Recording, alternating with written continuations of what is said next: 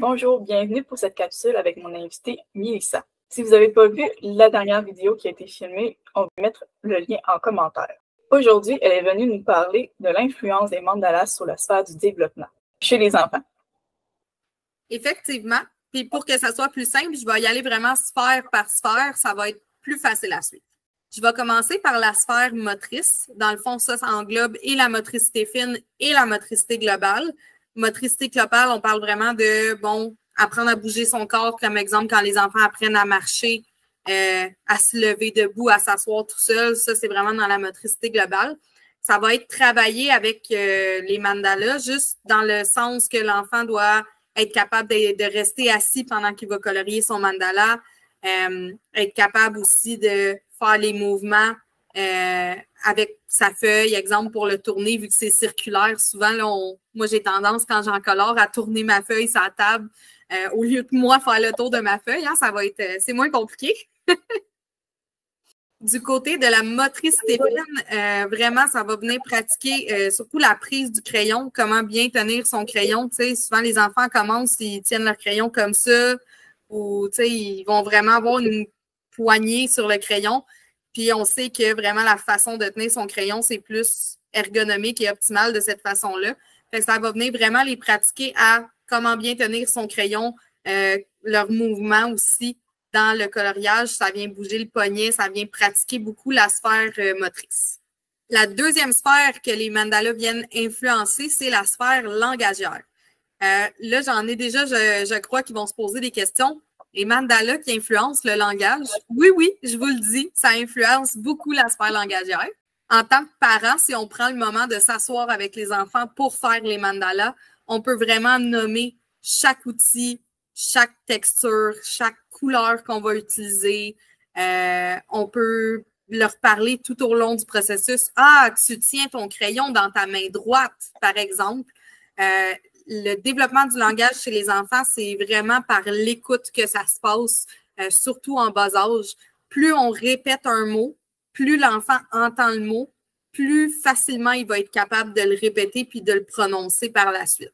Il y a un bel exemple pour ça. Je vous mettrai un lien dans la description de la vidéo. C'est un exercice qui a été utilisé par beaucoup d'orthophonistes où, dans le fond, ils viennent montrer vraiment visuellement avec un rouleau de Scott Towel ou un rouleau de papier de toilette. Il y a un côté que c'est l'oreille et un côté que c'est la bouche.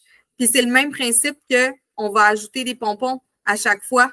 On va ajouter, à toutes les fois qu'on prononce un mot, « Ah, maman, tu vois maman, tu viens dans les bras de maman, maman va te prendre. » À chaque fois qu'on répète le mot, ben, au final, ça finit par ressortir par la bouche. Plus on l'écoute, plus on va être capable de le prononcer puis de bien l'intégrer, ce mot-là. On passe maintenant à la sphère intellectuelle ou cognitive. C'est un peu un synonyme. Ça se peut que vous entendiez les deux, mais les deux, c'est la même sphère. Dans le fond, la sphère intellectuelle ou cognitive, comment c'est travaillé concrètement par l'utilisation des mandalas. Ça va venir travailler, comme on le parlait dans la première capsule, beaucoup la concentration, l'attention à la tâche. Et ça va également venir beaucoup travailler ce qu'on appelle la coordination œil-main. Fait que dans le fond, regarder le mandala puis être capable de venir poser notre crayon où vraiment on veut le mettre. Ça a l'air peut-être niaiseux vite comme ça, mais c'est pas des choses qui sont innées, c'est vraiment des choses qu'on apprend et qu'on développe là, dans la petite enfance. Le développement de la coordination œil-main, c'est notamment ça qui va aider les enfants à ne pas dépasser quand ils colorent quelque chose. Puis justement, chez Créa Mandazen, moi, j'ai trouvé ça vraiment, vraiment super. Il y a une particularité de certains mandalas qui viennent vraiment beaucoup travailler cet aspect-là, la coordination œil-main. J'aimerais ça si tu es capable de nous en parler un petit peu, Chantal. Une dame m'avait demandé sous un de mes posts en commentaire si je pouvais faire des mandalas avec des traits un peu plus larges. J'ai essayé et j'ai vraiment apprécié le fait que ça facilite la mise en couleur chez les enfants. Je me demande, Mélissa, en quoi les traits 4 mm influencent les mises en couleur chez les enfants à comparer les traits 1,5 mm et les traits 0,5 mm. Oui, bien dans le fond, les traits de 4 mm que tu utilises pour certains de tes modèles de mandala vont vraiment aider, surtout les jeunes enfants qui commencent à colorier. On le sait, ça commence par des barbeaux, des lignes à grandeur de la feuille. On l'a tout vu chez nos enfants ou chez les enfants dans notre famille, là, de notre soeur, notre cousine. Dans le fond, Ça va vraiment, vraiment aider les enfants qui débutent parce que vu que les traits sont vraiment plus larges, ben, ils ont vraiment moins de chances de dépasser que si ta ligne est large comme ça, si elle est large comme ça, tu sais. Fait que ça va vraiment les aider à rester à l'intérieur des lignes, à avoir plus de facilité, dans le fond, à ne pas dépasser entre les motifs. Ça va leur créer une belle sensation de fierté puis d'accomplissement de « Wow, je suis capable de le faire sans dépasser la ligne ». Puis ça va vraiment donner un gros boost dans leur confiance en soi. Une autre façon que ça peut aider les traits 4 mm, c'est pas juste chez les enfants, mais aussi chez les personnes qui sont soit qui ont une maladie ou une condition dégénérative, qui sont en perte de capacité. Chez les personnes âgées aussi, on le voit beaucoup à partir d'un certain âge, là, les capacités commencent à descendre tranquillement, pas vite. C'est une très, très belle façon de pouvoir continuer à pratiquer puis continuer à faire ces choses-là, puis ainsi pouvoir garder leur capacité parce que la façon que ça fonctionne, plus on le pratique, plus on l'exécute. Dans le fond, cette tâche-là, c'est de cette façon-là qu'on va être capable de garder ses capacités le plus longtemps possible. Fait que quelqu'un, mettons, je donne un exemple qui a le Parkinson, qui commence à avoir beaucoup de tremblements, bien, juste le fait, c'est sûr que ça se guérira pas, malheureusement. C'est dégénératif. La personne va finir par perdre cette fonction-là là, de pouvoir vraiment tracer des choses puis d'utiliser ses mains sans trop trembler. Mais le plus que cette personne-là va se pratiquer, va mettre cette capacité-là à profit, le plus longtemps elle va pouvoir la garder. Fait que les traits de 4 mm vont vraiment aider que même si la personne, exemple, se met à avoir des tremblements, bien, elle aussi va être capable de rester dans les lignes. Ça va créer aussi, encore là, même chose que chez l'enfant, une belle sensation d'accomplissement, de réussite, puis un gros boost dans la confiance en soi aussi. Sur ce, on va passer à la sphère affective et sociale. Comme on en parlait dans la première capsule, dans le fond, pour la sphère affective et sociale, les mandalas aident beaucoup du côté gestion du stress, gestion des émotions.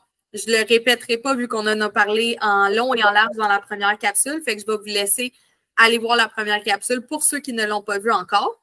Comme je le disais un peu plus tôt en parlant des boosts de confiance en soi qu'on va vivre en ayant ce sentiment d'accomplissement de la tâche, ce sentiment de réussite-là, ben c'est sûr que la confiance en soi, ça fait partie de la sphère affective et sociale. Donc, ça aide vraiment beaucoup à développer ce côté-là. Puis, un des points que moi et Chantal, on voulait absolument vous parler puis qu'on trouve qui est très, très important de mentionner dans la sphère affective et sociale, c'est vraiment le lien d'attachement parent-enfant. Le mandala est un très bon outil pour développer ce lien-là, pour nourrir ce lien d'attachement-là.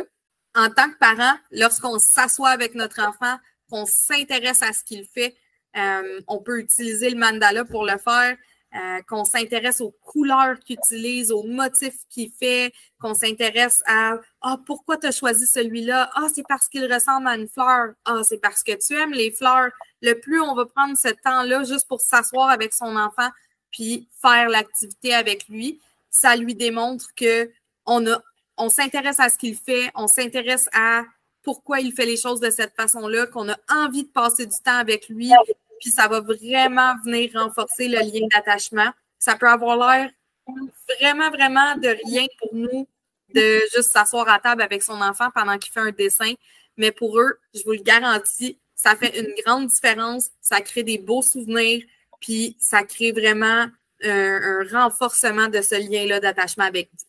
Ça nous permet de passer un beau petit moment de calme intime avec notre enfant, puis ça va juste être bénéfique, autant pour leur développement à eux que pour le vôtre.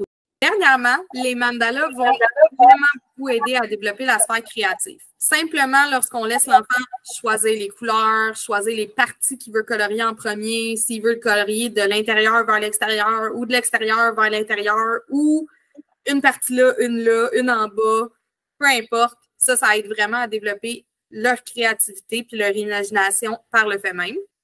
Il y a plusieurs façons de booster un peu cette créativité-là aussi. Souvent, ça va être en limitant ce qu'on leur permet d'utiliser. Fait qu'en leur donnant 3 ou 4 couleurs maximum, puis leur demander de compléter le mandala avec ces 3 ou 4 couleurs-là seulement. Ils vont trouver des façons de placer les couleurs, même des fois d'en mettre plusieurs dans une section. Ça va vraiment venir booster leur créativité. On peut aussi leur proposer des techniques à utiliser ou leur demander de colorier le mandala, par exemple, pour matcher avec l'Halloween ou faire un mandala avec les couleurs de Noël ou un mandala aux couleurs de l'automne. Donc, vraiment leur donner un thème précis. Eux vont vraiment travailler leur imagination et leur créativité de cette façon-là. Naomi et moi, on utilise 2 façons de faire sortir un peu de l'ordinaire au niveau des mises en couleur. La première façon, on prend un étui à crayon, on met une dizaine de crayons choisis au hasard, vraiment, on n'en regarde pas, on les met dans l'étui et on brasse et on pige à l'intérieur un crayon. De cette façon, on ne sait pas quelle couleur va arriver et ça nous permet vraiment de voir à la fin un magnifique résultat. Pour la deuxième façon, on se choisit des couleurs qu'on aime. On en prend à peu près 10 qu'on met sur la table. On prend la même couleur, exemple la couleur verte, et on va choisir de colorier soit moi au centre et ma fille à l'extérieur. Comme ça, nous avons vraiment une mise en couleur, le même mandala, c'est les mêmes couleurs, mais pas placées à la même place.